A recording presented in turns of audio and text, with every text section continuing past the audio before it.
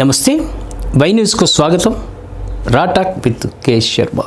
ఒక ఆర్మీ జవాన్ కుటుంబాన్ని వదిలి భారతదేశాన్ని కాపాడడానికి ఆయన శ్రమించే తత్వం ఎటువంటిది, ఎంతగా శ్రమిస్తూ ఉన్నాడు, అందులో త్యాగం ఎంతగా ఉంది.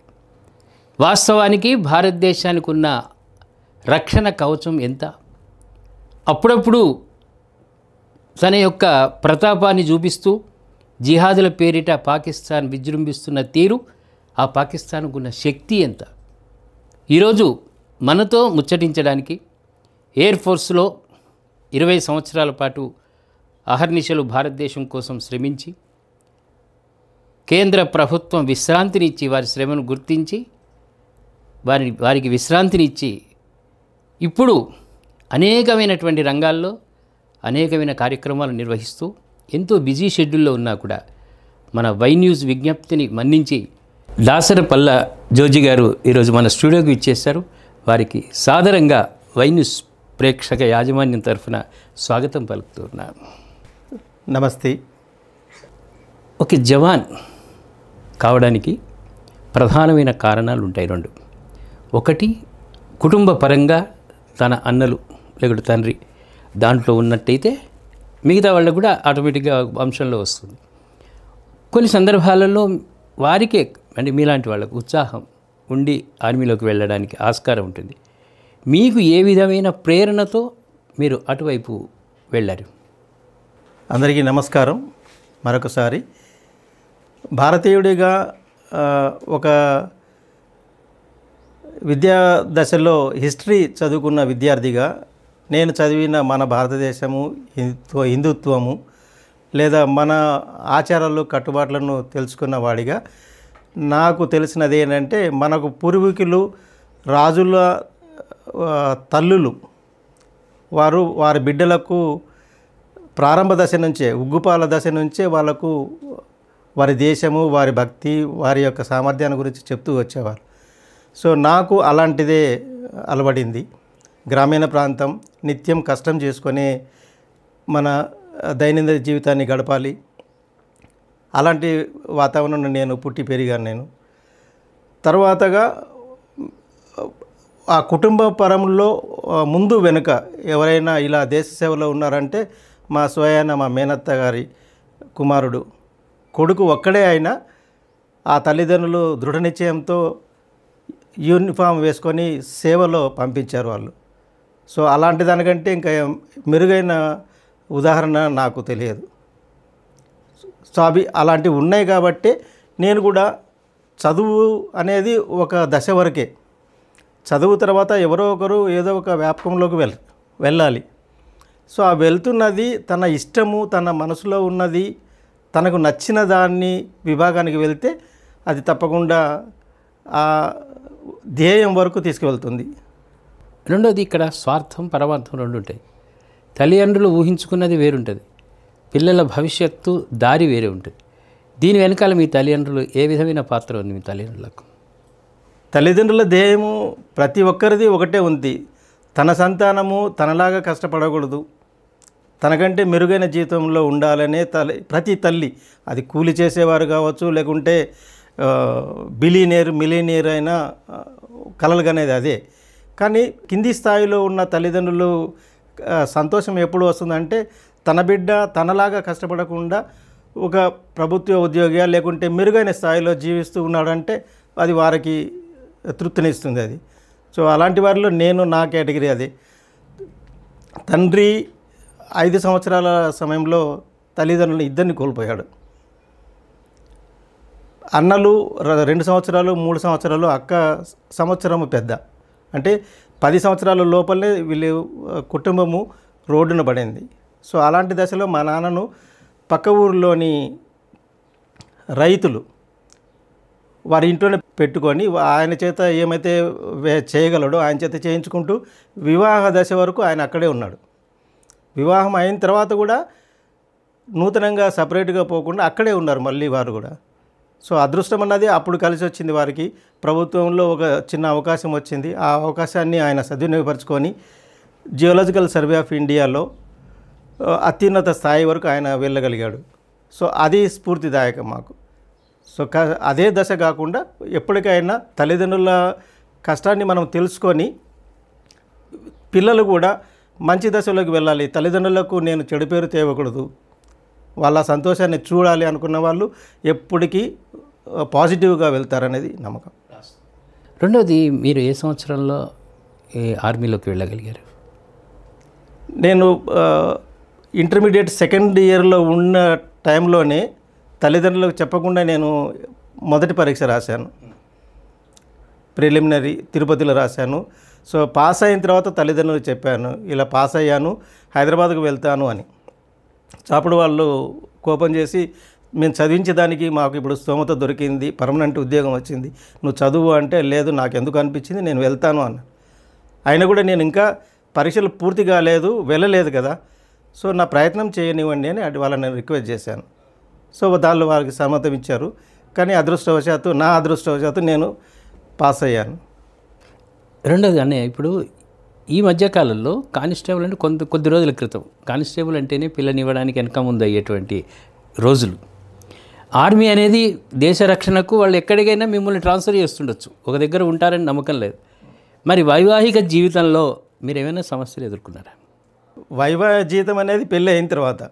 సో పెళ్ళి కాకముందే మీరు అడిగిన మొదటి ప్రశ్నలోనే అది ఎదురు చూసింది నేను. సో మిలిటరీ వాళ్ళ, సైనికుల అని చెప్పి ఇంటికి వచ్చిన వాళ్ళు తిరిగి వెళ్ళిపోయిన పరిస్థితి నాకు మొదటి పెళ్లి చూపుల కోసం.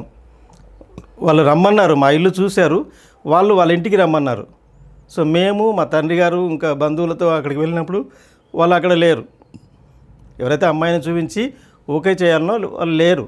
అది ఎప్పుడు నేను పెళ్లి చేసుకుంటున్నాను అని ఒక పర్మిషన్ తీసుకొని అఫీషియల్గా పలానా వాళ్ళని చేసుకోవాలి అని నేను రాతపూర్వకంగా రాసి ఇచ్చి జామ్నగర్ నుంచి ఇంటికి వచ్చినాను 2 నెలల లీవ్లో. ఆ టైంలో అప్పటికే 15 రోజులు అయిపోయింది.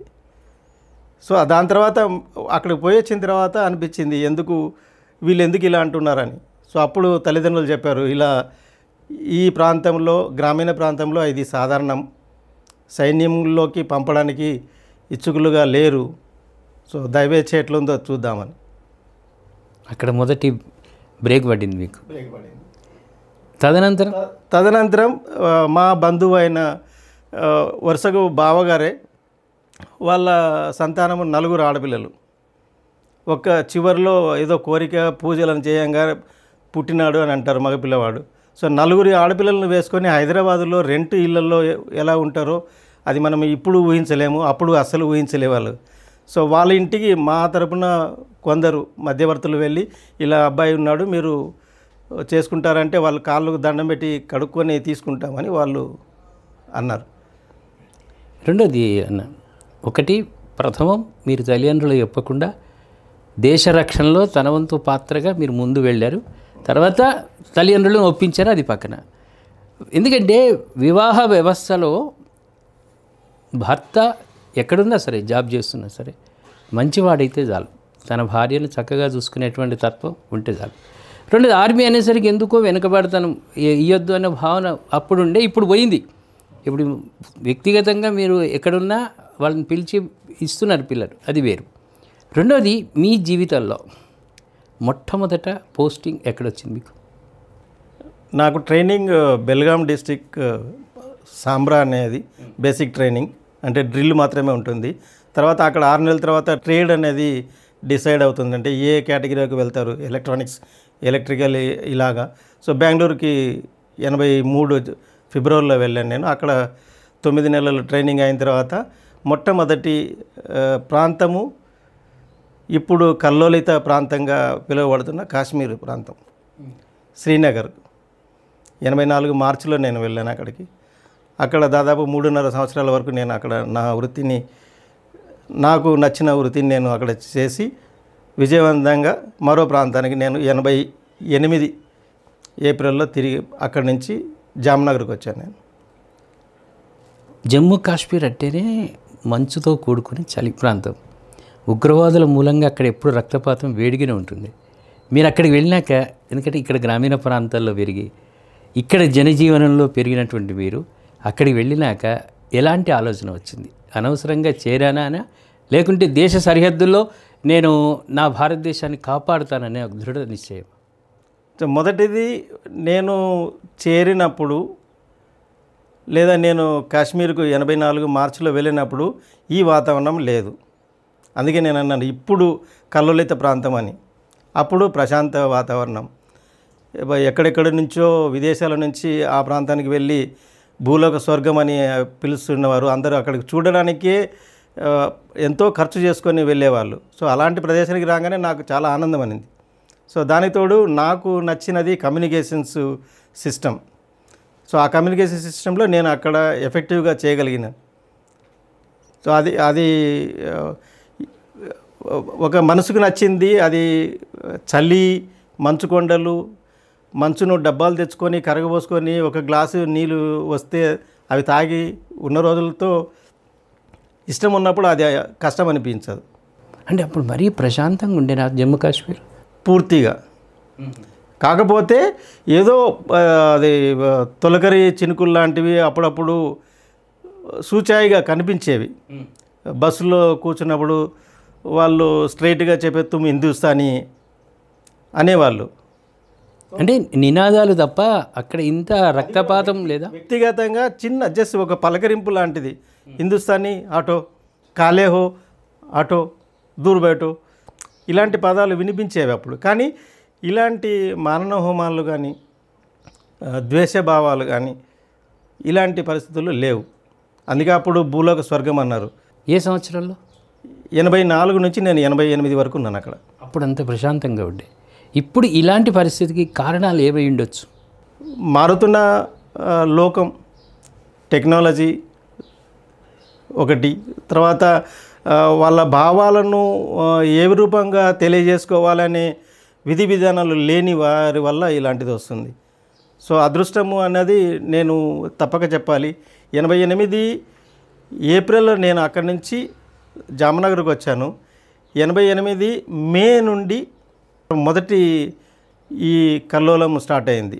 సైనికులను కాల్చడము, విదేశీయులను, యాత్రికులను కాల్చడం లాంటివి 88 మే తర్వాత ఎక్కువయ్యాయి. మీ అభిప్రాయం ప్రకారము ప్రశాంతమైన ఒక కుటుంబ వ్యవస్థలో కొత్తగా కోడలు ఎవరైనా ప్రవేశిస్తే ఇల్లు అంతా కూడా అల్లకల్లోలం అయిపోతుంది. ఒక వ్యక్తి బయట నుంచి వచ్చినప్పుడు కంచే చేను మేసే విధంగా కాశ్మీర్లో ఉన్నవాళ్లే ఉగ్రవాదులకు అండదండలు ఇవ్వడం వలన ఇలాంటి పరిస్థితులు వచ్చాయి. అది ఒక విధంగా అది సరి అయినదే చెప్పవచ్చు. ఎందుకంటే నీకు తాయిలాలా అని మనం ఇప్పుడు పదాలు వాడుతున్నాం. సో అది మానవుడు పుట్టినప్పటి నుంచి తాయిలాలు ఇస్తే వాడు ఏదైనా చేస్తాడన్నది భారతము, రామాయణము ప్రతి ఎక్కడ తీసుకున్న కొన్ని మనము మత గ్రంథాలను వాడకూడదు. కానీ ఆ విధమైన వాతావరణము మనం పుట్టిన కాలం నుంచి లేదా మనము భూమిపైన ఉన్నంత కాలం నుంచి అది ఉంది. కాకపోతే ఇంత తీవ్ర స్థాయిలోకి అనేది లేదు. మీరు కాశ్మీర్లో విధి నిర్వహణలో ఉన్న సమయంలో శాంతియుత వాతావరణం అన్నారు. పండితులు ఉన్నారు అక్కడ. వాళ్ళను ఊచకోతకు వచ్చినటువంటి సంఘటనలు మనకు తెలుసు. కారణం ఏ ఉండొచ్చు? మీరున్నప్పుడే అలా జరిగే అవకాశాలు ఉన్నాయని ఏమైనా ఆర్మీ గుర్తించింది అప్పుడు? ఈ మతపరమైన కల్లోలం అన్నది బహుశా నాకు తెలిసి జరగలేదని నాకు కొంచెం ఇది. అది ఎందుకు చెప్తున్నానంటే మేమున్న సమయంలో చాలా ప్రశాంతంగా ఉండింది అనేది ఒకటి నేను క్లియర్గా చెప్పగలిగినాను. కాకపోతే చరిత్ర చదివితే అలాంటి పండితులను వారు ద్వేషించడం కానీ ఎదగనివ్వకుండా ఉండడం అన్నది అది చరిత్ర చెప్తుంది. సో తర్వాత వీటన్నిటికంటే మాకు ఎందుకు సైనికులకు బాహ్య ప్రపంచం గురించి తెలియకుండా ఉంటుంది అని అంటే, మేము డ్యూటీ టైంలో బయటవి విషయాలకు పోవడం కానీ బయట వాళ్ళతో కలిసి తిరగడం కానీ it is totally prohibited. So ఎవరైనా సివిలియన్స్తో తిరుగుతున్నారా అంటే అది ఆ రూపాలు వేరే రూట్లో వెళ్తాయి. పోలీసు వ్యవస్థ వారిని ప్రశ్నించడం కానీ, ఒక సైనికుడికి ఏంటంటే ఏ పట్టణంలోకి పోయినా కూడా ఒక చెక్ లిస్ట్ ఇస్తారు, మీరు పలానా ఏరియాకు పోకూడదు అని. లైక్ రెడ్ లైట్ ఏరియా, తర్వాత రిస్ట్రిక్టెడ్ ఏరియా, ప్రొహిబిటెడ్ ఏరియా, ఇలాంటివి మాకు ముందుగానే సూచాయిగా ఇస్తారు. సో అలాంటి ఏరియాలో మేము ఎప్పుడైనా పోతే మాకు దానికి తగిన శిక్ష లేకుంటే దానికి తగిన ఆ చర్య డిసిప్లినరీ యాక్షన్స్ అనేది ఉంటాయి. కాబట్టి మనము బయటికి వెళ్ళినా కూడా ఇతరులతో మాట్లాడి ఈ సమాచారాల గురించి మనం అడిగే అవకాశాలు తక్కువ మొదటిది. తర్వాత మనకి ఎంతవరకు ఉంటుందంటే మనకి ఏదైనా వస్తువులు కావాలంటే వారు ముందుగానే కొన్ని ఏరియాస్ చెప్తారు, ఈ ఏరియాలోకి వెళ్ళాలి మీరు, అవి తీసుకొని రావాలి అని. అంటే బాహ్య ప్రపంచానికి ఇప్పుడు బుద్ధుడిలాగా, బుద్ధుడి చరిత్ర తెలుసు మనకు. ఆయన ఇంట్లో ఉన్న రోజులు ప్రపంచం ఏం జరుగుతుంది ఏమి తెలియదు. ఆర్మీ వాళ్ళకు కూడా అప్పుడప్పుడు బయటకు వదిలితే ఇంటెలిజెన్స్ వాళ్ళకంటే ఎక్కువ సమాచారం సేకరించే అవకాశం ఉంటుంది కదా. సో దానికి సేకరించవచ్చు, లేకుంటే దాంట్లో పావులుగా మారే అవకాశం కూడా ఉంటుంది. సో ఎందుకు రిస్ట్రిక్టెడ్ ఏరియా పెడుతున్నారంటే వీళ్ళను ఏమర్చి వాళ్ళ ద్వారా వాళ్ళకు రావాల్సిన సమాచారాన్ని తీసుకుంటారు అనే ఒక అవకాశాలు ఉన్నాయి అటువంటివి. కాబట్టి ఆ ఏరియాకు పోకుండా అలాంటి వారితో కలవకుండా వీళ్ళు ఎక్కడ పోయినా కూడా ఒక డిసిప్లిన్గా వెళ్ళడం రావడం అనేది ఉంటుంది. చీకటి పడిన తర్వాత ఉండకూడదు, ఉదయం 9కి ముందుగా బయట ప్రాంతంలోకి వెళ్ళకూడదు, గ్రామ ప్రాంతాల్లోకి వెళ్ళకూడదు. సో ఇలాంటివన్నీ పాటించాలి. అవి పాటించకుండా మన ఇష్టం తిరిగితే కొన్ని తెలుసుకోవాలని ఉంటుంది, కానీ అవి ఒక సైనికుడిగా చేయకూడనివి. మీకంటూ ఒక ప్రత్యేకమైన లక్ష్మణ రేఖ ఉంటుంది ఆర్మీ వాళ్ళకు, దాన్ని ఆ పరిధి దాటకుండా ఉండడమే ఒకటి. రెండోది సరిహద్దుల్లో అప్పుడప్పుడు మనం న్యూస్లో చూస్తుంటాం మేము, కవ్వింపు చర్యలకు పాల్పడుతుంది పాకిస్తాన్ అని. ఎలాంటి కవ్వింపు చర్యలకు పాల్పడుతుంటారు అప్పుడప్పుడు వాళ్ళు? కవ్వింపు చర్యలు అనేది వాళ్ళు నిత్యము చేసేటివే పనులు అవి. సో ఇప్పుడు మనకు ఎదురుగా పాము పోతుంటుంది, సో పాము రియాక్ట్ అవుతుందా, మనం రియాక్ట్ అవుతామా? మనం. సో అదే అనమాట. అంటే వాడు కనపడ్డాడని భయంతో మనము వాడిపైకి తెగడమా, లేకుంటే వాడు కనపడ్డాడు వాడు మనల్ని కాలుస్తున్నాం అన్నది అక్కడ ఎవరు ఫస్ట్ అన్నది అక్కడ ఉన్నవాడే చెప్పగలుగుతాడు. మీడియాలో కవ్వింపు చర్యలనే అంటారు తప్ప దాని పూర్తి విశ్లేషణ ఎక్కడ రాదు. సో దానికి ఉదాహరణ నా ఒపీనియన్ ప్రకారంగా పాము. సో దాన్ని నన్ను నేను రక్షించుకోవాలని మనిషి పాము పైన ఇది అవుతాడు. సో అది లేదు, తన దారిలో అది ఎటో వెళ్ళిపోవాలనే భయమో లేకుంటే జీవన రక్షణ అనేది ఏ జీవికి ఆ జీవికి తగిన సెన్స్ ఉంటుంది. దాన్ని ఒకవేళ అది జరిగింది అంటే అది ఎదుటి వాళ్ళు తప్పకుండా కవింపు చర్య అనొచ్చు, వాళ్ళ వెనుక ఉన్న వాళ్ళు అనొచ్చు, ఒక నువ్వు మంచి చేసినావు అని వాళ్ళని చేయొచ్చు. సో రెండు, ఒకవేళ మన వాళ్ళే అలాంటిది జరిగి ఉంటే వాళ్ళు మనల్ని అంటారు, మన వైపు అంటే ఇట్ ఈస్ వైస్ వర్సా. ఎందుకంటే మన పెద్దలు అన్నట్టు చిన్న పామునైనా పెద్ద కర్రతో కొట్టుమన్న సామెత. మన దగ్గర చిన్న పాము కనిపించినా వాడు కవ్వింపుల్లో పెద్దదే ఉపయోగిస్తూ ఉంటాడు, వాడు భయపడే తత్వం ఉన్నవాడు కాబట్టి. రెండోది, మన జనరేషన్లో బహుశా మీకు కూడా యుద్ధం అంటే తెలియదు, కురుక్షేత్ర సంగ్రామమే తెలుసు తప్ప యుద్ధం ప్రత్యక్షంగా మనం చూసింది లేదు. కార్గిల్ యుద్ధం అనేది అది ప్రారంభ దశ నుంచి అందరికీ తెలుసు ఏ విధంగా జరిగిందనేది. మీరు ప్రత్యక్షంగా పాల్గొన్నారు. మన లైవ్ కంటే మొదలు మీరు చిన్న స్టోరీ చెప్పారు కార్గిల్ యుద్ధం అంటే. దా స్టోరీ విశేషం ఏంటంటే, ఒక ఆర్మీ జవాన్ వివాహం చేసుకున్న తెల్లవారే గన్ వేసుకొని యుద్ధరంగంలోకి పోయిన సంఘటనలు ఉన్నాయి. తెల్లవారే. అటువంటి త్యాగం మీకు తప్ప ఇంకొకరికి సాధ్యం కాదు. మీలో కూడా ఒక చరిత్ర ఉంది. కార్గిల్ కంటే ముందు మీ ప్రభావం ఎట్లా మీరు వెళ్ళగలిగారు, ఎటువంటి సిచ్యువేషన్లో మీరు కార్గిల్ యుద్ధానికి పోయారు చెప్పండి. ఓకే, కార్గిల్ యుద్ధం అన్నది అది నిజానికి అది యుద్ధం కాదు. వాళ్ళ ప్రయత్నం ఏంటంటే ఏదో ఒక భూభాగం నుంచి భారత భూభాగంలోకి చొరబడాలి అనేది. సో అది ఎక్కడ వాళ్ళు ప్రయత్నించారంటే కార్గిల్ అనే ఒక ప్రదేశంలో, ఎత్తైన కొండపైన. అది ఎప్పుడు జరిగిందంటే మన వాళ్ళు ప్రతి 6 నెలలకు లేకుంటే 3 నెలలకు ఒకసారి ఒక పోస్ట్ నుంచి ఇంకొక పోస్టుకు షిఫ్ట్ అవుతారు. సో షిఫ్ట్ అవుతున్న సమయంలో కొద్దిగా గ్యాప్ అనేది వస్తుంది. వీళ్ళు అక్కడికి పూర్తిగా చేరుకొని సంసిద్ధత తయారు చేసుకునే వరకు, లేకుంటే అక్కడి నుంచి రావాల్సిన వాళ్ళు, ఇక్కడి నుంచి రిలీవ్ కావాల్సిన వాళ్ళు, ఆ షిఫ్టింగ్ టైంలో కొద్దిగా అప్రమత్త అని కూడా చెప్పలేము, కానీ ఎక్స్పెక్టేషన్స్లో లేవు అవి. సో దాన్ని వాళ్ళు ముందు నుంచే ఆ, సమాచారం సేకరించి ఉండొచ్చు, లేదా కొన్ని వివరాలు ఏమైనా వాళ్ళు తెలుసుకొని ఉండవచ్చు ముందుగానే. దాని ద్వారా వాళ్ళు మన పైన, సో అది ఏమంటే అది ఎత్తు ప్రాంతంలో ఉంది, పైకి రావాల్సిన వాళ్ళు మన వాళ్ళు కింది నుంచి రావాలి. సో అప్పుడు మన వాళ్ళని వాళ్ళు అతి స్వల్ప సంఖ్య, మనకు జరిగిన ప్రాణ నష్టం అనేది హండ్రెడ్స్లోనే ఉంది. సో 500 to 600 లోపలనే ఉంది, కానీ వాళ్ళది వేల సంఖ్యలో ఉంది. సో వాళ్ళని చివరకు మనము మన ప్లాన్ ప్రకారం ఎగ్జాక్ట్గా వాళ్ళను తిప్పి కొట్టేసినాము. కాకపోతే వాళ్ళు ఏం చేసినారంటే ఈ ప్రాంతంలో ఉన్న వాళ్ళు ఇంకొక ట్రూప్ వచ్చి ఇంకొక ప్రాంతంలో నుంచి చొరబడ్డాలని, అంటే డైవర్షన్ టాక్టిక్స్. ఇక్కడ అటెన్షన్ జరిగితే ఇక్కడ మళ్ళీ వెళ్ళొచ్చు అని, సో అక్కడ వదిలిపెట్టి ఇంకొక ప్రాంతం, అట్లా కార్గిల్ హిమాలయ ప్రాంతం నుంచి గుజరాత్, రాజస్థాన్ ఏరియా వరకు వచ్చినారు వాళ్ళు. సో అక్కడే అనుకుంటే అది ఆ బెల్ట్ ఇలా వచ్చింది, ఎక్కడికి మన గుజరాత్ జామ్నగర్ మెయిన్ ప్రాంతం వరకు వచ్చింది అది. సో అక్కడ మధ్యలో రాజస్థాన్, నేను ఉన్న ప్రాంతం బాడమేర్ డిస్టిక్, ఉత్తర్లై అంటారు. సో అక్కడ మాకు సంసిద్ధత అన్నది ముందు తెలియదు, ఇలా రెడీగా ఉండాలి అన్నది తెలియదు. క్యాజువల్గా రెగ్యులర్ డ్యూటీసు డిసిప్లిన్గా జరుగుతున్నాయి.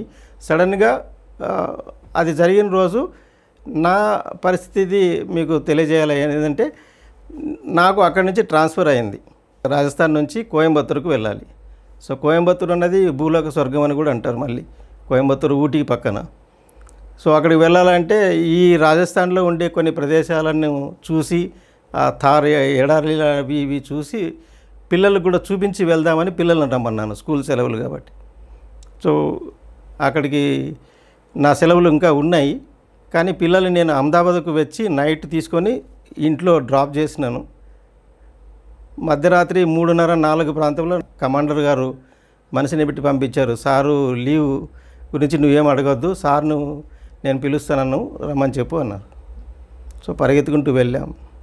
సార్ పిలిచినారంటే తప్పదు, అదేదో ఎమర్జెన్సీ ఉంటేనే పిలుస్తారు తప్ప ఏం రాత్రిపూట కాదండి. మనం ఏం అడగలేదు, వెళ్ళినాము. వెళ్ళిన తర్వాత అంత కూల్గా ఉంది అన్నారు. ఎస్ సార్, ఏం ప్రాబ్లం లేదు. అయితే నేను రాత్రి నుంచి కూర్చున్నాను, మీ బాస్, మీకు సుపీరియర్ ఆఫీసర్ అయినా లేరు, ఇంకా నువ్వే బాస్, నువ్వు చూసుకోవాలి ఆపరేషన్స్ అంది అన్నారు. మెన్ కేటగిరీ అంటే సోల్జర్ కేటగిరీలో ఉన్న వాళ్ళకు అలాంటి అవకాశం ఇవ్వడం ఒక అదృష్టం. సో ఇచ్చిన తర్వాత అడిగాను నేను, సరే ఏమైనా ఇమీడియట్గా మీకు పాస్ చేయాల్సినవి ఏమైనా ఉందంటే, ఏదైనా ఉంటే మీ రొటీన్ ప్రకారం మీరు చెప్పండి, ఎక్కడికి చెప్పాలని చెప్పండి, కాకపోతే అవి చెప్పే ముందు నాకు ఇన్ఫామ్ చేసి మీరు ఫర్దర్ చెప్పాలి అని. అటువంటి సిచ్యువేషన్లో కూడా కమాండర్ వాళ్ళ ఆదేశాల కోసం ఎదురు చూస్తుంటారా?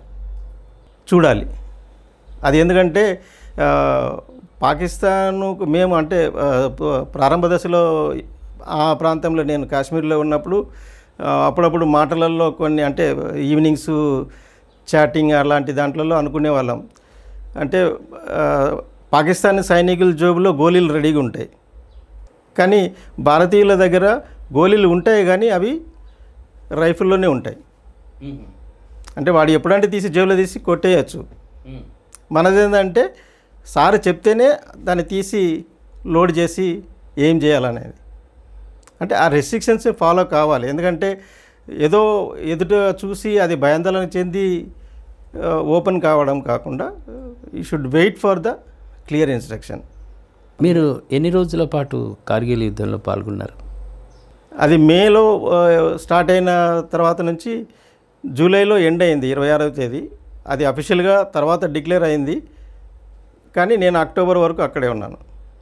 మీకు ఎలా అనిపించింది అక్కడ యుద్ధరంగంలో ఉన్నప్పుడు? ఆ టైంలో ఉన్నప్పుడు నేను ముందు చెప్పినట్టు పిల్లల్ని ఆ రోజు రాత్రి తీసుకొని వచ్చాను. సో ఉదయానికి వాళ్ళకి ఏం కావాలి, నెక్స్ట్ డే ఏం కావాలన్నది ఇంకా సార్ పిలిచిన తర్వాత వెళ్ళినాను. 72 గంటల తర్వాత నేను మళ్ళీ వాళ్ళని చూసి మళ్ళీ వచ్చాను, ఎట్లా ఉన్నారు అని ఒకసారి. కానీ ఎంత దూరంలో ఉన్నానంటే 1 కిలోమీటర్ లోపలనే ఉన్నాను. టెక్నికల్ ఏరియా, డొమెస్టిక్ ఏరియా, అంత దూరంలో ఉన్నా కూడా ఒక భక్తి, దేశభక్తి అనే ఒక భావంతో తన పరివారం అనేది, అది మనం మంచిగా ఉంటే, మన మనసు మంచిగా ఉంటే పరివారం అనేది ఎక్కడికి పోదు, మనకు చూసుకుంటారు ఎవరో ఒకరు. సో ఆ ఉద్దేశంతో 72 తర్వాత వెళ్ళి చూసి వచ్చాను. మళ్ళీ ఎప్పుడు పోయినాను అనేది వాళ్ళు ఏం అడగలేదు. మీకేమన్నా ఇబ్బంది ఉందంటే మాకేం ఇబ్బంది లేదు, వీఆర్ హ్యాపీ అన్నారు. సో అది అదృష్టం అనుకోవచ్చు. ఇక్కడ మన దేశాన్ని మనం కించపరుచుకోవద్దు, కానీ కార్గిల్ యుద్ధంలో కుందేలు తాబేలు కథ తెలుసు. జనరల్గా కుందేలు పరిగెత్తి ఒక చెట్టు కింద నిద్రపోతుంది. అది మెల్లగా వెళ్ళిన తాబేలు విజయాన్ని సాధిస్తుంది. ఆ అనుభవం, ఆ పాఠాలు ఇప్పుడు మన ఆర్మీకి ఏమైనా గుణపాఠంగా మారాయా? ఎప్పుడైనా మిలిటరీలో ఉన్నవాళ్ళు తన పై అధికారికి తెలియకుండా ఏ కార్యక్రమం చేయకూడదు. సో పై అధికారి అంటే అది అలా పైకి వెళ్తూ దేశ ప్రథమ పౌరుని వరకు వెళ్తుంది అది. సో సుప్రీం కమాండర్ ప్రెసిడెంట్ నుంచి రావాలి, ఎందుకంటే డిఫెన్స్కి సుప్రీం కమాండర్ ప్రెసిడెంట్ గారు. సో అక్కడి నుంచి రావాలి అంటే అది ఎంతో విపరీతమైన ఫీడ్బ్యాక్ వెళ్తే కానీ అది మనకు రాదు. సో అది తాబేలు నడకనా లేకుంటే ఇంకో కొంచెం వెయిట్ చూసి దాన్ని ఎదుటివాడు ఉత్సాహము అతి ఉత్సాహంతో వస్తే వాడిని మట్టు మారిపోవచ్చు అనే ఒక టాక్టిక్స్ కూడా కావచ్చు, నెమ్మదితనం. అందుకే కార్గిల్ టైంలో మనవారు ప్రాణత్యాగము అత్యల్పంగా జరిగింది, వాళ్ళది ఎక్కువ జరిగిందంటే అది ఒక కారణం. మీరు అన్నట్టుగా పాకిస్తాన్ వాళ్ళ జేబుల్లో గుండ్లు ఉంటాయి, మన వాళ్ళు ఆ గుండ్లను తీయడానికి పైనుంచి ఆదేశాలు రావాలి. అంటే దీన్ని మనం ఎట్లా, ఇప్పుడు మీరు ఈ మధ్య గమనిస్తున్నటువంటి వ్యవస్థలో కొంత ఆర్మీకి యుద్ధ సమయాలలో స్వేచ్ఛనిచ్చే అవకాశాలు ఉన్నాయా? అవకాశం ఇస్తున్నారు అసలు? నా ఒపీనియన్ ప్రకారం అయితే స్వేచ్ఛ అనేది వ్యక్తికి ఇవ్వకూడదు, వ్యవస్థకి ఇవ్వాలి అంతే. సో వ్యవస్థ ద్వారానే పోవాలి. ఎందుకంటే వ్యక్తి ముందుకు పోతే మంచి జరిగితే మనము ఆనవాయితీ ప్రకారంగా వారికి సన్మానం చేస్తాము, బిరుదులు ఇస్తాము. అదే వ్యవస్థలో కాకుండా ఒంటరిగా పోతే నువ్వు ఎందుకు పోయినావని అడుగుతారు, కానీ నువ్వు తప్పు జరిగితే నువ్వు ఎందుకు పోయినావని ఇంకా అది లేదు, కానీ నువ్వు తప్పు చేసావని అంటారు. సో దానికి కావాలంటే one should be with system. రెండోది అన్న, ఒక సైనికుడికి ఒక ఉగ్రవాదికి ఇద్దరిని ఒక దగ్గర మన పక్క నిలబెడితే ఇక్కడ త్యాగం కనిపిస్తుంది, ఇక్కడ త్యాగం, ఇక్కడ పూర్తి శిక్షణ, ఇక్కడ కొంతవరకు శిక్షణ, హింస ఎట్లా చేయాలనో ఆ శిక్షణ ఉంటుంది. కానీ ఆర్మీ జవాను పోనటువంటి ప్రదేశాలకు కూడా వీడు ఉగ్రవాది ప్రవేశిస్తున్నాడంటే కారణం జమ్ములో వాడు పోలేని ప్రదేశం అని కాదు, సైనికుడికి ఏ శిక్షణ ఇస్తారో వీళ్ళకు కూడా కొన్ని ఏజెన్సీస్ ఉన్నాయి, ఉండి వాళ్ళను ఆ ప్రాంతం లాంటి దాంట్లోనే వాళ్ళకు ట్రైనింగ్ అనేది ఇస్తారు, శిక్షణ. అలాంటి శిక్షణ లేకుండా అంత లోపలికి ఎవరు రావడానికి వీలు పడదు. అంటే ఒక జవాన్కి ఎంత శిక్షణో వాడికి కూడా ఉగ్రవాదికి కూడా అంతే శిక్షణ ఆ స్థాయిలో 100%. దాంట్లో వేరే ఆలోచనలు ఎవరికి లేదు. ఎందుకంటే వాడు ఎలా బిహేవ్ చేయాలి, ఎలా అమ్యునిషన్ వాడాలి, ఎలా ఎంట్రీ చేయాలి, ఏ ప్రాంతంలోకి ఎప్పుడు పోవాలి అనేది వాడికి సంవత్సరాల కొద్దీ వాడికి ట్రైనింగ్ ఇవ్వకుంటే వాడు ఆ పర్టికులర్ స్పాట్కి వచ్చి అది చేసి మళ్ళీ సురక్షితంగానా లేకుంటే నాలుగురుతో పోతాడనేది వాడి మీద ఆ శిక్షణ మీద ఆధారపడి ఉంటుంది.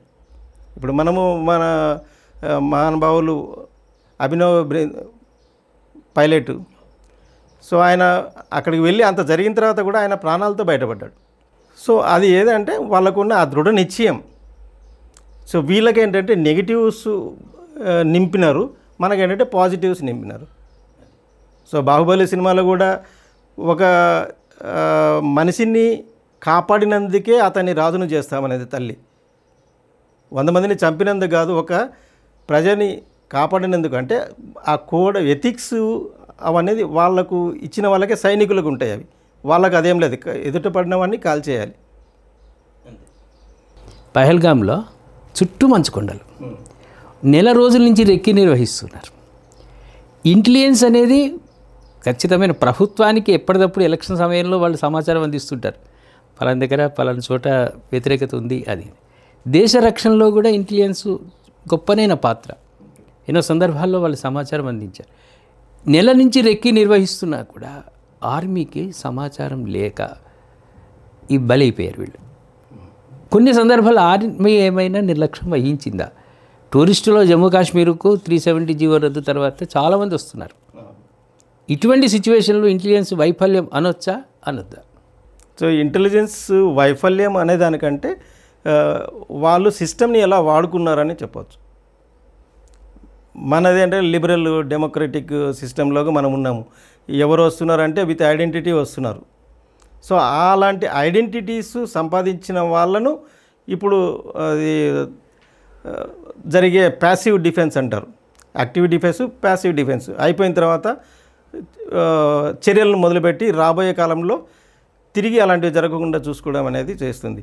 సో ఇక్కడ వైఫల్యం అనేదానికంటే వాళ్ళు ఎంత ఎఫెక్టివ్గా దీన్ని వాడుకోగలిగినారు. సో మనము ఆ సిస్టమ్ని అలా అందరూ వాడుకోకుండా దాన్ని రేపట్లో మేబీ ఐడెంటిటీ కార్డు కావచ్చు, లేకుంటే పర్మిషన్స్ కానీ వాటిల్లో కనుక మనము ఇంకా కొంచెం స్ట్రిక్ట్ రూల్స్ కనుక ఇంపోజ్ చేస్తే ఇలాంటివి రాకుండా ఉంటాయి. ఒకటి. రెండవది, వారి దేశానికి మన దేశానికి బంధుత్వాలు ఉన్నాయా మీకు తెలిసి?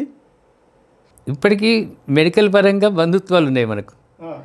ప్రథమం హైదరాబాద్కు వచ్చి ఆపరేషన్లు సర్జరీలు చేసుకునేటువంటి తత్వాలు. అది కాదు నేను అడిగేది ఏంటంటే కుటుంబపరమైన రిలేషన్స్, ఇక్కడ వాళ్ళు అక్కడ పెళ్లి చేసుకోవడం, అక్కడ వాళ్ళు ఇక్కడ పెళ్లి చేసుకోవడం. సో అప్పుడు ఆ ఐడెంటిటీ అన్నది నేను దీని గురించి అంటున్నాను. సో ఇక్కడ అల్లుడు, అక్కడ అల్లుడు. సో వాడు ఎప్పుడైనా వస్తాడు, ఎప్పుడైనా పోతాడు. సో వాళ్ళను మ్యానిపులేట్ చేసి వాళ్ళని పంపించిన వాడిని పట్టుకోవడమే ఇప్పుడు తదుపరి చర్య. ఆ రూపంలో వాళ్ళు వచ్చినారు.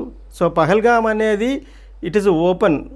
ఇది మన స్విట్జర్లాండ్లో ఐస్ స్కేటింగ్ లాంటివి ఎలా చేస్తారో అలాంటి ప్రదేశం ఇది. మంచుతో పూర్తిగా ఉంటుంది. గుర్రాలు లేకుంటే స్కేటింగ్ లాంటి స్కీయింగ్ అంటారు, అలాంటి ఎంటర్టైన్మెంట్ టూరిస్ట్ స్పాట్ అది. సో అలాంటి ప్లేస్లోకి వాళ్ళకు యాక్సెస్ దొరికింది అంతే. అది వైఫల్యం అని చెప్పలేము, లేదా మన సిస్టమ్ అని చెప్పలేము. కానీ మనకు వాళ్ళకు ఆ బంధుత్వము, కుటుంబపరమైన బంధుత్వం ఉంది కాబట్టి దాన్ని వాళ్ళు ఇట్లే చేసుకొని 1 month 1 year ఏ టైంలో ఎక్కువ ఉంటారు, ఎన్ని బుకింగ్స్ అయినాయి, ఇప్పుడు అన్నీ చూసుకుంటారు వాళ్ళు. ఎన్ని బుకింగ్స్ ఉన్నాయి, ఎంతమంది ఎక్కడ రెసిడెన్స్ ఉన్నారు, ఎవరు ఎక్కడ ఉన్నారు అనేది వాళ్ళకు. సో వాళ్ళు ఆ నెగిటివ్ ఆస్పెక్ట్లోనే పోతున్నారు కాబట్టి వాళ్ళకి ఈజీ అయింది. జమ్మూలో అమాయకులని కాదు, వీళ్ళు మీ ఆర్మీ వాళ్ళు కూడా త్యాగ పురుషులు. వాళ్ళు వెళ్తున్నటువంటి ట్రక్కును పేల్చారు పుల్వామా ఘటనలో. అప్పుడు ఏమనిపించింది మీకు? ఒక సాటి జవానుగా మీరేం ఊహించారు? భారతదేశం అంటే బాధపడ్డది. సాటి జవానుగా మీరే ఏ విధంగా దానితో స్పందించారు మీరు? సో అందులో పాజిటివ్గా తీసుకుంటే నాకు కూడా అలాంటి అవకాశం వస్తే నన్ను కూడా ప్రతి సంవత్సరము ఎవరో జ్ఞాపకం చేసుకునేవారు అనేది ఒకటి ఉంటుంది. దేశం కోసం నా ప్రాణం కూడా ఇచ్చినాను అనేది ఒకటి ఉంటుంది. లేదు అంటే ఇది వ్యతిరేకులు. సో ఇలాంటి వారిని ఎందుకు టార్గెట్ చేస్తున్నారు? వారు వచ్చింది వారి సొంత పని, లేకుంటే వ్యవస్థ, లేకుంటే కుటుంబాన్ని అభివృద్ధి చేసుకోవడానికి అని వచ్చిన వాళ్ళు కాదు వీళ్ళు. వారు ఒక ఉద్దేశంతో వచ్చిన వారు, దేశాని కోసమని వచ్చిన వాళ్ళను ఇలాంటి చర్యల కోసం వీళ్ళని ఎందుకు టార్గెట్ చేయాలి? వాళ్ళని కాకుండా ఇంకా వేరే ఏదైనా ఆలోచనలు వాళ్ళు తీసుకుంటే ఇలాంటి సైనికులు ఇంకా కొంచెం మన దేశంలో ఇప్పుడు సైనికుల సంఖ్య కొంతనే ఉండొచ్చు, లేదా ఎంత అన్నది మనకు ఎగ్జాక్ట్గా తెలియదు. అది స్టాటిక్స్ చెప్పాలి. అది భయపడ్డానికి ఇది ఒక కారణం ఇప్పుడు అవుతుంది అనవచ్చు. మీరు ఒకటి అన్నారు, మీరు ఇంతకుముందు ఒక గొప్ప మాట. సగటు మనిషిగా నేను వాహనం మీద పోతున్నా, నాకంటే ముందు వాహనం యాక్సిడెంట్ అయింది. అప్పుడు నేనేమనుకుంటా, తప్పిందిరా, ఒక 5 నిమిషాల ముందైతే బహుశా నాకే జరిగి ఉండవచ్చు. మీరేమన్నారు ఇప్పుడు?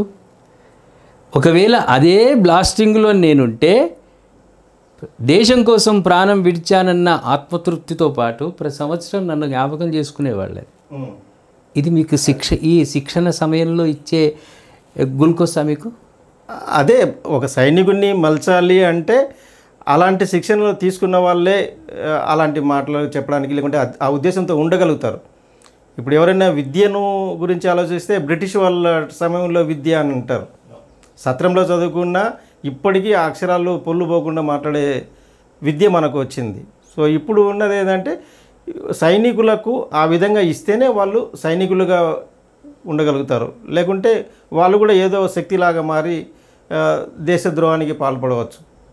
అందుకే అన్నారు పెద్దలు, జననీ జన్మభూమిశ్చ స్వర్గాదపి గరియసి. ఎంత గొప్పనైన పదం సార్. దేశం కోసం నిరంతరం మంచుకొండలను కానీ, ఆర్మీ ఉన్న ప్రాంతాల్లో కానీ, రాళ్ళు కానీ, రప్పలు కానీ, వాగులు కానీ, వంతెన లేని చోట కూడా గన్స్, వెపన్స్ అన్నీ మోసుకుంటూ కిలోల కొద్ది బరువును మోసుకుంటూ దేశాన్ని కాపాడుతున్నారు మీరు. ఒక వృక్షము నుంచి వచ్చేది కొమ్మ అయితే దాన్ని బొమ్మగా తయారు చేస్తారు తల్లిదండ్రులు, బొమ్మను తయారు చేస్తారు. అదే ఆర్మీ జవాన్గా మారినప్పుడు ఈ దేశానికి అమ్మలాగా మారిపోతున్నారు మీరు. బొమ్మను గుళ్ళో పెడితే అమ్మ, అంతే కదా సార్. ఇవాళ మేము కాలు మీద కాలేసుకొని హాయిగా ఉండగలుగుతున్నామంటే దేశ సరిహద్దులో మీరు పడుతున్నటువంటి శ్రమ ఫలితమే కదా. వాస్తవం అది. సో ప్రతి సందర్భంలో ప్రతి మనిషి, సగటు మనిషి, అది శాంతియుత ప్రదేశమా లేకుంటే పర్వత ప్రాంతమా లేకుంటే విదేశీకి సరిహద్దుల ప్రాంతమైనా ఎవరైనా ప్రతి సందర్భంలో వచ్చే మాట ఇది. మీరు అక్కడ ఉన్నారు కాబట్టి మేము ఇక్కడ సురక్షితంగా ఉన్నామని. సో అక్కడ ఉన్నవాడు ఎంత స్థిరంగా, స్థిర మనస్తత్వంతో, దృఢ నిశ్చయంతో ఉంటే మీరు ఇక్కడ శాంతంగా ఉంటారు. సో కాబట్టి మీరు వాళ్లకు ఎప్పుడు ఒక వెన్నుముకలాగా నిలబడాలి అనేది ప్రతి సైనికుడు కోరుకునేది. అది కుటుంబం కావచ్చు, వేరే ఎవరైనా కావచ్చు.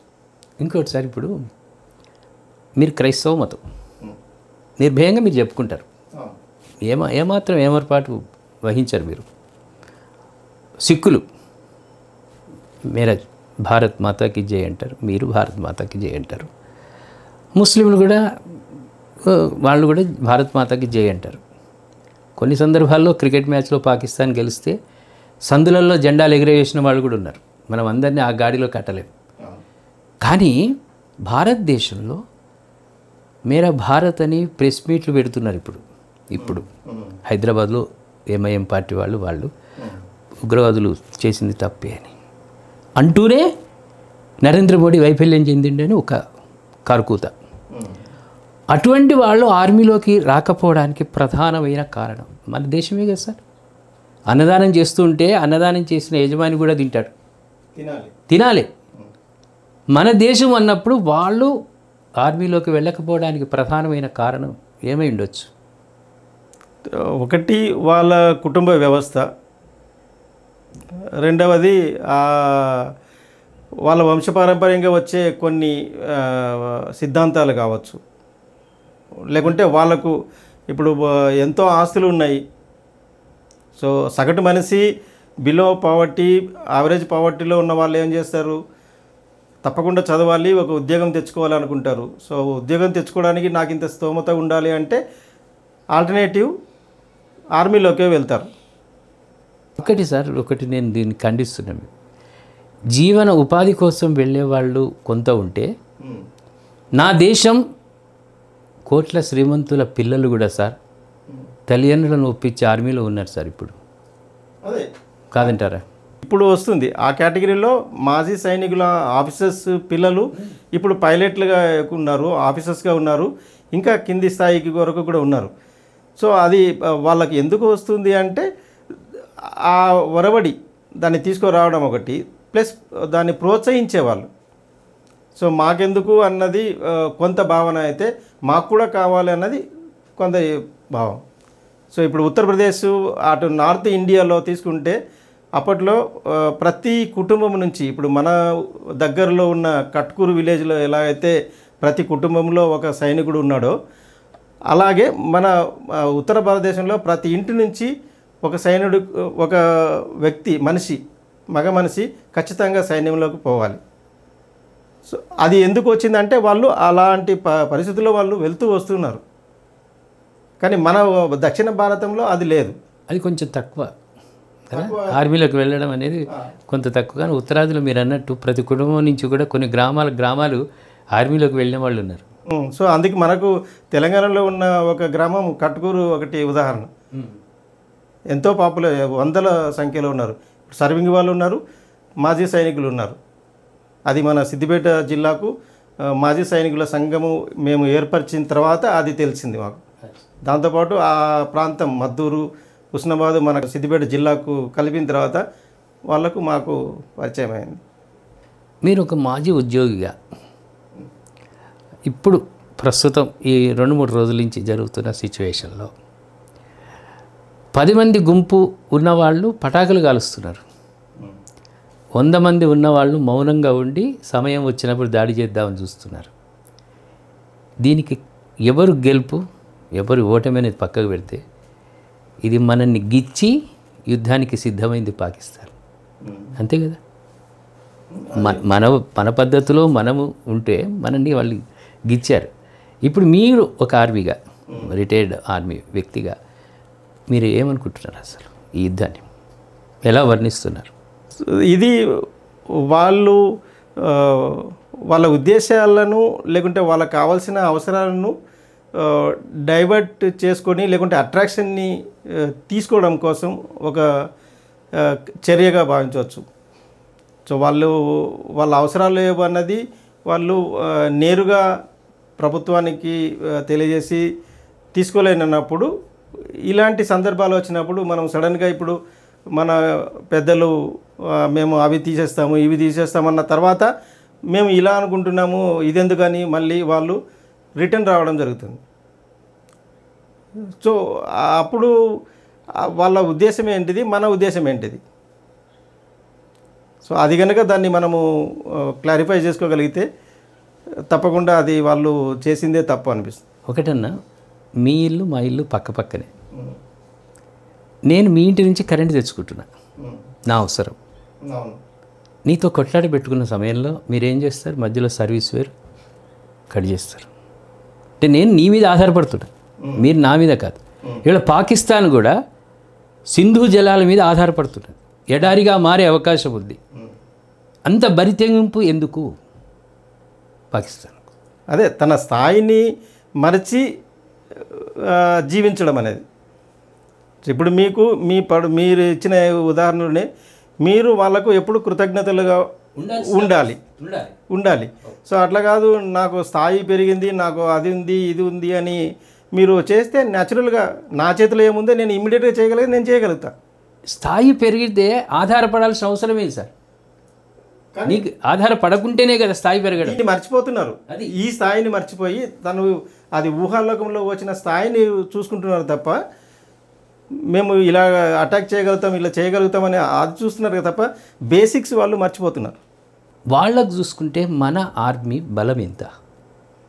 డెఫినెట్గా పాపులేషన్ రేషియో తీసుకుంటే అది ఎక్కువనే, కొన్ని కోట్లు అనుకోవచ్చా సార్? కోట్లనే సంఖ్య అయితే నేను చెప్పాను, కానీ పాపులేషన్ బేస్డ్ వాళ్ళ పాపులేషన్ ఎంత ఉంది, మన పాపులేషన్ ఎంత ఉంది. సో మనకున్నవి సముద్ర తీరాలు మనకెంత ఉన్నాయి, సో సముద్ర తీరంలో మన సైనికులు ఎంతమంది ఉన్నారు, ఎన్ని స్థావరాలు ఉన్నాయి, వాళ్ళకున్న ఎంత భాగం. 50 కిలోమీటర్లు 100 కిలోమీటర్లు సముద్ర ప్రాంతం అయితే మనకెంత ఉంది, వేలల్లో ఉంది. సో అట్లా ప్రతిదీ మన ఎన్ని ఏరియాస్లో మనము ఎస్టాబ్లిష్ అయి ఉన్నాము. సో దాన్ని చూసుకుంటూ పోతే అది చారణ మందమే ఉండవచ్చు. ఆ రేషియోలో మనం తీసుకుంటే వాళ్ళకు మనకు తీసుకుంటే అది ఉంటుంది. కానీ ఇప్పుడు ఆ స్ట్రెంగ్త్ పనికి వచ్చే టెక్నాలజీ ఉన్న ఈ సమయం అది కాదు. మ్యాన్ పవర్ అవసరం లేదు, తాంత్రికం అంటే మిషనరీ పరంగా మనం చాలా ముందంజలో ఉన్నాం. సో దానివల్ల వాళ్ళు ఏం నిర్ణయం తీసుకుంటారు, ఎలా తీసుకుంటారు అనేది మనము పాజిటివ్గా ఉండాలి తప్ప మానవాళికి మంచి జరగాలనేది మనం కోరుకోవాలి. సార్ యుద్ధం ప్రారంభం సార్ మనం 2-3 రోజుల నుంచి గ్రహిస్తున్నాము. అక్కడ తీవ్రవాదుల జమ్మూ కాశ్మీర్లో తీవ్రవాదులు ఉన్న ప్రాంతాలను ఆర్మీ వాళ్ళు కబలించడం, ఇండ్లు కూలగొట్టడం, మెల్లమెల్లగా స్లోగా వెళ్తున్నారు. అక్కడ కాల్పులు జరుగుతున్నాయి, ఇక్కడ కాల్పులు జరుగుతున్నాయి. అంటే ప్రారంభం స్లోగా ఉండి ఒక క్రికెట్ మ్యాచ్ లాగా ఫస్ట్ వచ్చిన బ్యాట్స్మెన్ కొద్ది రన్లతోటి ప్రారంభించినట్టుగా యుద్ధం కూడా అట్లే ఉంటుందా? లేకుంటే ఏకంగా ఒకేసారి బాంబుల వర్షం కురిపిస్తారా? సో ఇప్పుడు మీరు క్రికెట్ చెప్పారు కాబట్టి క్రికెట్లో ఆ పాతకాలంది పోయింది. ఇప్పుడు T20లు వచ్చినాయి. ఫస్ట్ 6 ఓవర్లలోనే వాళ్ళు ఎంత రాబట్టగలుగుతామని చేసుకుంటారు. సో వాళ్ళ ఈ ట్రాక్టీస్ కావచ్చు. సో మధ్యలో ఆగిపోతాము, మళ్ళీ చివరిలో మళ్ళీ విజృంభిస్తామనేది. సో అట్లా అనుకుంటే అది ఎదుటివాడు కూడా అదే ప్లాన్లో వాళ్ళు కూడా ఉంటారు కదా. ఇప్పుడు వాళ్ళు ఆ ప్లాన్లో వచ్చినారంటే మనకు కూడా విరుగుడు. ఇప్పుడు అందరూ ప్రారంభంలో బాగా ఆడిన వాళ్ళు పూర్తి దాకా ఆడతారు అనేది లేదు కదా. సో కార్గిల్లో ఒకటే వాళ్ళు స్టార్ట్ చేసినారు, మనము దాన్ని తిప్పకొట్టగలిగినాము. ఏదైనా మీరు అన్నట్టుగా మెల్లగా వెళ్ళి విజయాన్ని సాధించడమే మన భారతీయ సంస్కృతి సాంప్రదాయం సార్. ఖచ్చితంగా అదే ధ్యేయం ఉండాలి, అంతేగాని వాడు చేసినాడు కదా అని నేను కూడా తొందరపడితే సార్ ఎన్నడూ పాకిస్తాను ప్రపంచ పటంలో లేకపోవు. అదే. సో అలాంటివి వద్దు. కొన్ని సందర్భాలలో నిర్ణయాలలో ప్రభుత్వాలు మారడం వల్ల కొన్ని నిర్ణయాలు మారుతుండవచ్చు. అది మీరు చెప్పాలి దాని గురించి. అంటే ఇప్పుడు రాజ్యాంగాన్ని సవరించినటువంటి ప్రభుత్వాలు 43 సార్లు అంబేద్కర్ గారు రాసిన రాజ్యాంగ సవరణ జరిగింది గత ప్రభుత్వ హయాంలో. ఇప్పుడు వచ్చిన ఈ ప్రభుత్వంలో 15 సార్లు 16 సార్లు మార్చారు. అట్లా మీ నిర్ణయాలను కూడా ఏదైనా ప్రతి వాళ్లకు రాజ్యాంగం ఉంటుంది కదా సార్. ఆర్మీకి సంబంధించిన రాజ్యాంగంలో కేంద్ర ప్రభుత్వాలు జోక్యం చేసుకొని సరళతరం చేస్తున్నాయా, కఠినతరం చేస్తున్నాయా, ప్రతిదీ కూడా పైదాకా వెళ్ళిన తర్వాత అక్కడి నుంచి వచ్చిన సమాధానం నుంచే యుద్ధ రంగంలో ఈ పని చేయాలని ఆదేశాలు ఉన్నాయా? ఇది ఒక వ్యక్తికి సంబంధించినది నిర్ణయాలు కావు. సో ఇది ఒక వ్యవస్థ కావాలి అంటే అది పూర్తిగా క్షేత్రస్థాయి నుంచి అది కంప్లీట్గా అనాలిసిస్ రావాలి. సో అవి వచ్చిన తర్వాత తప్పకుండా దాని గురించి వాళ్ళు ప్రభుత్వం ఎలా తీసుకోవాలి అనే దానిపైన నిర్ణయం ఉంటుంది. కాకపోతే ఆ ప్రభుత్వము ముందు నుంచి ఎలాంటి నిర్ణయాలు తీసుకుంటూ వచ్చింది, ఎలాంటి వ్యవహారాన్ని వాళ్ళు చక్కదిద్దుతూ వచ్చినారు, దానిపైన ఆధారపడింది ఆ నిర్ణయం. సో ఇప్పుడు ఒక పార్టీ అనేది కాకుండా ఇంకొక పార్టీ అని కాకుండా వాళ్ళ జన్మతః వచ్చిన ఆ పార్టీలో జన్మతః వచ్చిన సిద్ధాంతాల ప్రకారమే వాళ్ళు వెళ్తారు. సో పార్టీకి కూడా ఒక కాన్స్టిట్యూషన్ అనేది ఉంది. మనకు ఇండియన్కి ఎట్లా కాన్స్టిట్యూషన్ ఉందో వాళ్ళకు కూడా ఉంది. సో దానికి అనుగుణంగానే దీన్ని ఒక ప్యారలల్గా జోడేదిలాగా తీసుకుంటూ వాళ్ళు వెళ్తారు. సో అలా తీసుకుంటూ వెళ్తున్నప్పుడు మనం సవరణ అంటున్నాము. సో సవరణ అనేది ఏంటంటే నాకు తెలిసినది మనము ఆ రోజులలో ఉన్నదానికి ఈ రోజులలో ఉన్నదానికి ఎలాంటి పరిస్థితులు ఉన్నాయి, ఎలాంటి సదుపాయాలు ఇప్పుడు కావాలి, అప్పుడు ఎలా ఉండేవి. సో దానికి అనుగుణంగా మనము దాన్ని కొంచెము మోడిఫికేషన్స్ సవరణలు చేసుకుంటూ వస్తున్నాము. సో దాన్ని వీళ్ళు మార్చినారు వాళ్ళు మార్చినారు అనేది కాకుండా ఈనాటి జీవనానికి కావాల్సిన వసతులు సౌకర్యాలు ఎలా ఉంటే వస్తాయి అనే దానిపైన వాళ్ళు నిర్ణయాలు తీసుకుంటున్నారు. దీన్ని బైలామా అంటాం మనం. రాజ్యాంగం పార్లమెంట్ అంటే మిగతా వాటికి బైలామా అంటే ఒక లక్ష్మణ రేఖ, కొన్ని పద్ధతులు మన బైలా నిర్ధారించుకుంటాం. కాబట్టి దాంట్లోకి పెద్దగా ప్రభుత్వాలు జోక్యం చేసుకోవు. యుద్ధరంగం యుద్ధ సమయంలో ఎవరో ఆదేశాలు వాళ్ళే అవి ఉండని సహజంగా ఉంటాయి. అంటే ప్రభుత్వాలు మారినప్పుడల్లా ఆర్మీకి సంబంధించినటువంటి మార్పులు తక్కువనే జరగడం, మిగతా వ్యవస్థలకు మనకు పోల్చుకుంటే చాలా తక్కువనే. రైట్. ఒకటి సార్, మన భారతీయ తత్వం ఏంటంటే సర్వేజన సుఖినో భవంతు అంటాం. ప్రపంచం అంతా శాంతియుతంగా అందరూ సుఖంగా ఉండాలి అని. గిచ్చేవాళ్ళు, మనల్ని హింసించేవాళ్ళు, మన నాశనాన్ని కోరుకునేవాళ్ళు, వాళ్ళు ఈ మినహాయింపు నుంచి పక్కకి వెళ్తారు కదా సార్. మనకు ప్రాణహానికి తలపెట్టేవాడు వాడికి అవసరం లేదు, వాడు ఉండాల్సిన అవసరం లేదు కదా మనకు. మంచి చేసేవాడు, సహాయం చేసేవాడు ఎప్పుడైనా నిరంతరం వాడు 100 సంవత్సరాలు ఉండాలని కోరుకుంటాం. కాబట్టి ఇప్పుడున్న సిచ్యువేషన్, ఇప్పుడున్నటువంటి పరిస్థితులు మనల్ని అమాయకులైనటువంటి ప్రజల్ని వాళ్ళ ఇబ్బందులకు గురి చేసి హింసించి మతం అడిగి ఒక్కటిసారి అన్నదానం చేస్తూ ఉంటారు నవరాత్రులలో, వినాయక నవరాత్రులలో, అమ్మవారి నవరాత్రులలో చేసేవాళ్ళు ఏ ఒక్కరోజైనా నీ మతం ఏందని అడిగామా మనం? లేదు. అది ఎప్పుడు చరిత్రలో ఎప్పుడు వినలేదు. అందరు తినవచ్చు, అందరు రండి అని మైకులలో మొత్తుకుంటారే. అందుకే అన్నం దానం. ఎవరికైనా రావచ్చు, ఎవరికైనా పెట్టవచ్చు. ఎవరు యాచించినా కూడా అక్కడ లేదనకుండా పెట్టేటువంటి సంస్కృతి మనది. ఇవాళ అక్కడ హింస ఎలా జరిగింది చూడు సార్. మీది ఏ మతం? ఒకవేళ ముస్లిం అని అన్నాడు అనుకో, అది ఉర్దూ శ్లోకం ఉంది అంటారు ఖురాన్లో, అది చెప్పమన్నాడు. ఎంతవరకు భావ్యం సార్? అదే వాళ్ళకు ఇచ్చిన సందేశం ఏంటంటే, మీరు మనవాడా లేదా అంటే గుడ్డిగా అందరినీ చంపకుండా మనవాడిని కాపాడుకో అనేది వాడికి ఇచ్చిన సూచన, క్లియర్ ఇన్స్ట్రక్షన్. సో అందులో తప్పించుకున్నవాడు ఈరోజు ఒక మన మధ్యలో ఉన్నారు. ఆయనకు తెలుసు ఆ శ్లోకం, ఆయన చెప్పారు. అదే ప్రాంతంలో ఉండి 10 మంది చనిపోతున్నారని తెలిసిన వాళ్ళల్లో ఆ తెలివిని ఉపయోగించి నాకు ఆ శ్లోకం వచ్చు, ఆ పంక్తులు నాకు వచ్చు అని చెప్పి బయటపడ్డాడు. సో అంటే మనము మన సాంప్రదాయాల ప్రకారం మనం వెళ్తూ ఉంటాము. కొంతమంది అన్ని మతాలను అవలీలగా అలవర్చుపరుచుకుంటారు. కొన్ని వ్యవహారాలు కావచ్చు, లేకుంటే ఆ ప్రక్రియ ఎలా ఉండాలి, ఎలా వెళ్ళాలి అనేది, గుడికి వెళ్తే ఎలా ఉండాలి, చర్చికి వెళ్తే ఎలా ఉండాలి, మసీదుకి వెళ్తే ఎలా ఉండాలి అనేది వాళ్ళు కొంతమంది అదే పనిగా నేర్చుకుంటారు కొంతమంది.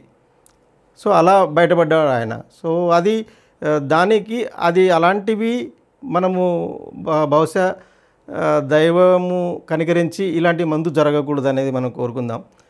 కాకపోతే ఇది తీసుకొని రావడం అన్నది ఒక దుశ్చర్య, దుస్సాహసం. సో దానికి అందరూ చెప్తున్నారు ప్రతిఫలం అని, కానీ నేను చెప్పే పదం ఏంటంటే, నీ కర్మ నిన్ను వదలదు. సో నువ్వు ఏదైతే చేస్తావో అది నీకు తిరిగి వస్తుంది. అది సో ఆ వచ్చినప్పుడు నువ్వు కనుక నేను చేసింది తప్పు అని పశ్చాత్తాపడితే నీకు నీ దశ మారుతుంది, లేదంటే అది నీ తరాలకు అది వ్యాపిస్తుంది. ప్రాయశ్చిత్తం అవుతుంది, పశ్చాత్తాపం పోయి ప్రాయశ్చిత్తంగా మారే అవకాశం. సో కనీసం అదన్నా నేర్చుకుంటే మనకు ఇలాంటి 10 మంది ఇలాంటి ఈ సన్నివేశాల గురించి మనం మాట్లాడుకునే అవకాశం రాకుండా ఉంటే బాగుంటుంది. వై న్యూస్ ప్రేక్షకులారా, నిత్యం కూడా జమ్మూ కాశ్మీర్లో ఉగ్రవాదంతో నరహంతకులు మన అమాయక ప్రజలను హింసిస్తున్నారు, చంపుతున్నారు. దీన్ని భారతీయులు అందరూ కూడా, సర్వమతస్థులు, ఒక మతమని కాదు, సర్వమతస్థులు ఖండించాలి. అవసరం అనుకుంటే రేపు యుద్ధరంగంలోకి ప్రతి భారతీయుడు, ప్రతి పౌరుడు వెళ్ళాల్సిన తరుణం ఆసన్నమైంది. మన దేశాన్ని కబళించాలనుకున్న పాకిస్తాన్ నామరూపాలు లేకుండా అవసరం లేదు, మనకు ఆ కోరికలు లేవు. కానీ హింసను పూర్తిగా మరిచేదాకా, హింసను విడనాడేదాకా మనం యుద్ధరంగంలో యుద్ధం చేస్తూ ఉండాలి. ఆ విజయాన్ని మనం అతి చేరువలోనే సాధించుకోవాలి. నమస్తే, జై భారత్. నమస్తే.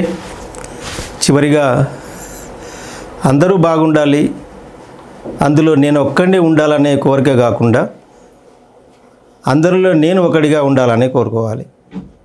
అంటే అది నిజ జీవితంలో, కళలో కూడా ఒకటేగా ఉండాలి.